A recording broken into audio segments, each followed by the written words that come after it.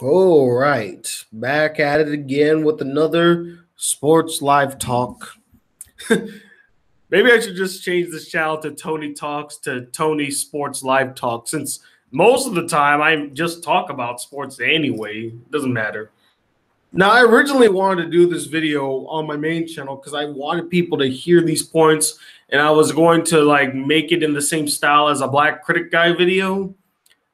And then I got lazy, and I said, "Oh fuck it! I'll to save my subscribers the pain of having to sit through another sports video that I know 98% of them don't care about. Let me just point out my reasons in this video." So, to those watching, all four of you who saw the game last night in the Eastern Conference semifinals, Toronto was battling it out with the Cleveland Cavaliers, even though I'm pretty sure we all knew that they were going to get swept. I gave them one game. I was too optimistic to give them one game, but hey, I was a prisoner of the moment thinking, okay, well, at least they'll get one. Nah, it's a bring out the broomsticks. This series is over. The next game, they're moving on. And I think even with the Boston series, that series is over too. Even if Philadelphia finds a way to rally back with their fourth game, they're not going to win game 5. Freaking Boston is unbeatable at home. That's amazing. Like their home crowd is amazing. Will LeBron have the same type of effect? I don't know, because he's been kind of dominating the East once again, and it really upsets me because I'm just going to hear the sports media bloviate, suck up to LeBron, and start proclaiming him the greatest of all time because look what he's doing all by himself. What a weak roster, guys. I mean, come on. Even Michael Jordan never got this. To be fair, Michael Jordan never got this because, one, he was the only good player on his team. He was still very young when he had that weak supporting cast. And 3, the East was a beast back in the day.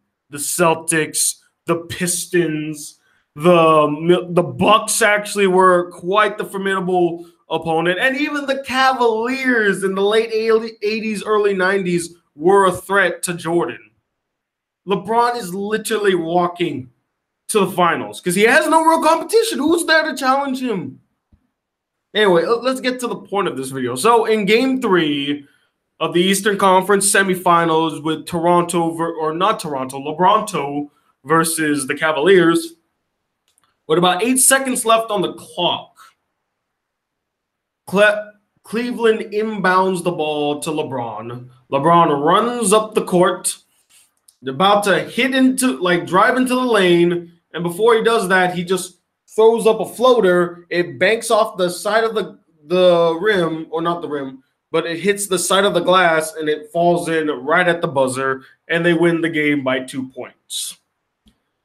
Before I explain my reasons why that's not that impressive, I do want to give credit where credit is deserved. LeBron James has become the closer that everybody said that he could never be. And after this shot and the shot that he made in game 5, I'm never going to doubt the man's ability to close a game and to come up clutch. I'm never going to doubt that ever again. The man is the second best player of all time, in my opinion. I do think he is the second best player now. Or I've actually thought that for a long time, that he's the second best player. And he's just impressive what he's been doing in his 15th year. I will not take that away from LeBron. He has been doing things that no other basketball player has been doing in their 15th year, dominating an entire conference. That's impressive in your 15th year. But at the same time, I do feel like a lot of us are just prisoners of the moments, and we need to pull back a little bit, okay? Let's not just jump on the LeBron is the greatest of all time bandwagon all of a sudden because he made a floater in a series that was clearly in favor of Cleveland, not LeBronto. I mean, after what's it called? After that shot went up, I even saw it on my phone. It's like, oh, another buzzer beater. Let me guess, everybody's gonna go crazy next or tomorrow. It's Monday here, but it's Sunday in the States. But on Monday, I guarantee you guys, when I wake up in the morning and I look at my subscription feed, at least 9 of the 10 videos are going to be about LeBron and his buzzer beater. And they're all going to be like, did you see what LeBron did? See, this is why he's the greatest of all time. I see Nick Dick riding right, bloviating to Chris Carter like, see, I told you guys. I told you Cavs are the greatest team. LeBron is the greatest player of all time. And he's going to win his 4th championship guarantee. He's gonna guarantee. I bet you $5 he's gonna guarantee that they're gonna make it to the finals and that they're going to win. I guarantee he's gonna say that. Even though if LeBron had the competition that he had in the West, this would be a different story. Hell, he probably wouldn't have beat the Jazz if he was in the West. If he was the OKC Thunder with the same team from the Cleveland Cavaliers versus the Utah Jazz, they would have been bounced in the first round. They went up against the Pacers, which at this point now is the only competitive series they've had. Although, to be fair, there's only 2. So he's only been to 2 so far. Anywho, continuing. My whole concern, I'm not mad about him making the shot. I'm not mad that they won.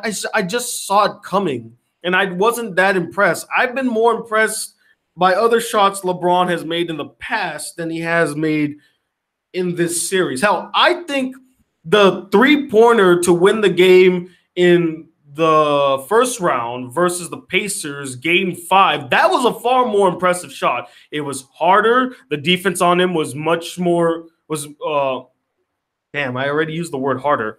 The shot basically was harder to take and make. The success rate for that 3-pointer was much lower than that simple floater that LeBron threw up, which was so pedantic. I don't even think that he really cared if it went in or not. He just said, okay, whenever it happens, it goes. But I'm just concerned that the sports media is just going to go blow this out of proportion and take this way too seriously and consider LeBron the most clutch player of all time. I swear to God, I see Rachel Nichols right now. Do you see the numbers, guys? See, he's done it more times than MJ ever did in the finals. See, even though you can't weigh one clutch performance to another clutch performance. And I will explain that in this video. So let's get to it. These are the 3 reasons why LeBron James's buzzer beater in Game 3 is not all that impressive. Number 1, no risk. There was no risk in this shot. If LeBron threw that ball up and it missed, the game would have just gone into overtime. And I'm pretty damn sure in overtime, they would have won the game still. There's no way that LeBron would let the LeBronto Raptors beat him in his own home court. There's no way it would have happened. And heaven forbid that actually happened, like the 1% chance of the LeBrontos getting a second wind and winning that game. The series is still 2-1 in favor of the Cavs. And I'm pretty sure they're not going to let that happen again. They're gonna buckle down even harder. So yeah, there was no risk in that shot. Most clutch shots, the reason we praise a lot of these clutch shots is that they were high-risk shots with so much on the line. Here, there's nothing on the line. You're leading the series 2-zip.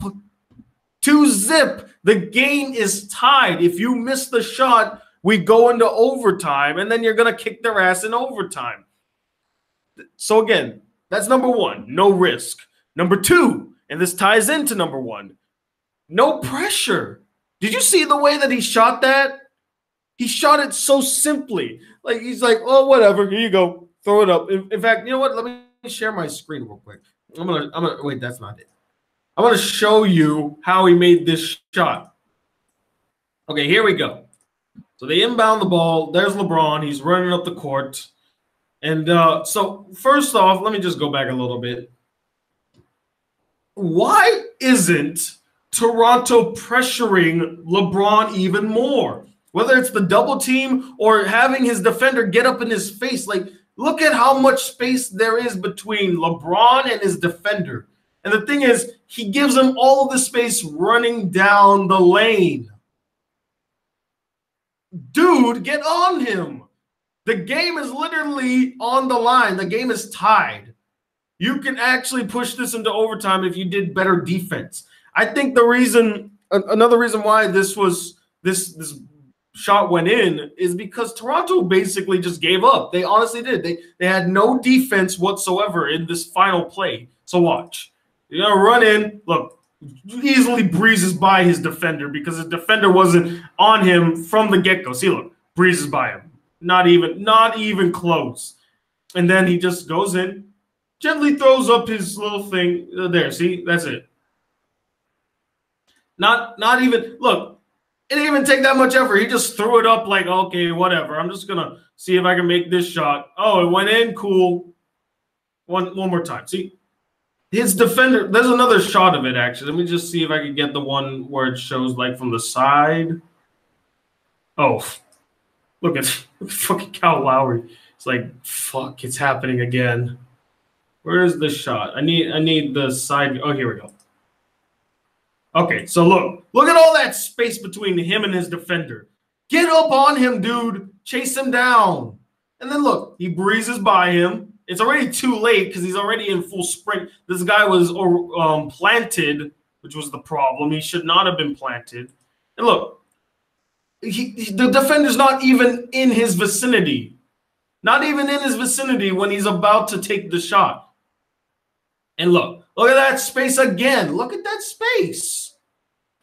This is the easiest buzzer beater I've ever seen in my life because there was no defense really holding him down. He threw that as if it didn't really matter anyway. So, yeah, no pressure. Bam, boom, done. Stop sharing the screen. So, yeah, there was no pressure to that shot. There was no defender buckling him down, forcing him to have to run into the lane. There was no good defense on him whatsoever, and it seemed very simple to him. Just like, oh, here we go.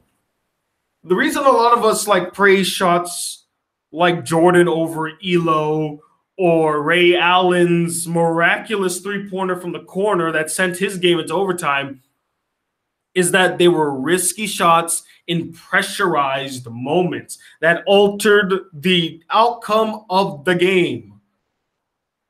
When Jordan shot over Craig Elo to win, or when he shot over Craig Elo, the Bulls were down by 1 point in the final game of this series. If he didn't make that shot, the Cavs would have won and Jordan would have lost in the first round yet again. So there was so much pressure. There was so much riding the line at that very moment when he took that shot. And because of how pressurized that moment was and how much was on the line, that makes it a far more clutch performance compared to this one. And then for Ray Allen, again, that was win or lose for the Heat. If they didn't make that three-pointer, sending the game into overtime, the Spurs would have won the championship because they were down 3-2. 3-2. Had they not made that shot, it would have been game over 4-2. Freaking the Spurs win in 6 instead of, oh, we pushed this to a game 7 where we have to fight for our lives to win this game. So, yeah. There was so much pressure riding on Ray Allen to make that three-pointer. That was a high-stakes moment that he delivered in. This buzzer beater, there's no stakes. You're up 2-0. Your defender is not even defending you properly. And even if you don't make the shot, you go into overtime and you're going to win it. No risk, no pressure. Number 3, it's the fucking LeBronto Raptors. You really think that they were going to really get in LeBron's way? The moment I heard that he made a buzzer beater, I said, who was the team? Oh, the LeBronto Raptors? So? LeBronto has, or no, LeBronto. LeBron has owned the LeBronto Raptors since 2016. He does not shy away from the moment when it comes to that particular team because they pose no threat to him. He probably was laughing his ass off while playing this game like, see, you made it way too easy for me. And that's the problem. The shots came too easy. That defender did a piss poor job defending LeBron when he went to go take his shot. Had he been more tighter on LeBron, actually giving some good defense, making him pass the ball maybe, then that would have been like, oh, that's impressive. But it's LeBronto Raptors. They're terrible. They were never going to beat LeBron. And their first seed means shit compared, or like, it means nothing. If you can't even get past the second round and you get swept,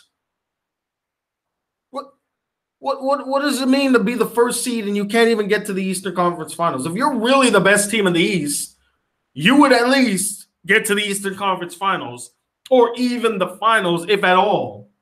You guys are frauds. I remember I was watching a video by somebody, I don't remember who it was, but he outright calls the LeBronto Raptors frauds. And I agree, they are frauds because they're very impressive in the regular season, but when the time comes, when the lights are brightest, when the games are on the line, they fold. They fold so fast, you wouldn't even see it coming. They're pathetic. Yeah, those are the three reasons why the LeBron game 3 buzzer beater is not all that impressive. There's no risk to the shot. If he made it or not, the game would have gone to overtime. They would have won. There's no pressure to the shot. Not like the defender was up in him. It's not like Craig Ehlo where he's literally standing above Jordan, and Jordan's like, okay, I'm just going to hold it in until he gets out of the way, and then I'm going to make my shot. It's not like Ray Allen where freaking he got a lucky catch from Chris Bosh, made the three-pointer. There's no pressure in the shot. He glided into his shot. He threw that up so easily that even if it went in or not, there was no pressure to the shot. He was so calm and at ease. It's not like the game was riding on the line. It's not like this was game 7. The series is tied 3-3, and oh, I need to make this shot to win the game. It was not like that at all. Hell, if anything, Kyrie Irving's shot over Stephen Curry was far more clutch and had more impact than this piffy little buzzer beater that he's just like, oh, here you go. Oh, it went in? Cool. Freaking his shot over the Pacers in game 5 of the first round was far more impressive. Yeah. And then third, it's the Raptors. They fucking suck. They're the worst. They're the worst best team in the league. They're a team with a stellar record, but when the time comes, they fold and they suck. So I'm not impressed. I'm not surprised. It's exactly what I thought it was going to be. It's whatever. Okay, I'll go ahead and read some comments, see what people are saying. And then I'm going to end it. I already got 1 dislike. Wow. I hope they watch the video. Why aren't you watching Golden State? There's a reason for that, and I might actually make a separate video explaining why I do not watch games live. Don't worry, I will get to that. Kids only know Michael Jordan through Space Jam. Let's be honest. Not kids nowadays. Kids nowadays have never even seen Space Jam. And if they saw Space Jam, they probably wouldn't like it because it's so fucking dated and weird. Our generation knows Michael Jordan through Space Jam. That's how I was introduced to him, at least. Tony, I know it's off topic, but have you seen Infinity War yet? If you have, what you think? Beatmaster, the fact that you asked me that question tells me that you've not been paying attention to my main channel. Have you paid attention to my main channel? I would implore you to go see my main channel. Maybe that might answer your question. Pacers are my least favorite. The Pacers, really? At least they put up a challenge. They sent the series into Game 7. The LeBronto Raptors are not even gonna make it to Game 5. And I gave them the benefit of the doubt that they would at least win one game. It's over. They're getting swept. Their ass is grass. Their ass is grass, I should say. LeBron was ruined for me by that idiot kid who said his name like a spaz 100 times. I don't blame you. Hearing the freaking sports media constantly talk about him makes me hate him too. Could I ask non-basketball related questions? Yeah, sure. You can ask non-basketball related questions. How did the Raptors choke game 1?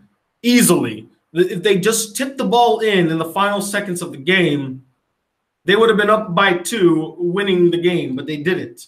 They once again choked in the pressure of it. Typical LeBrontos.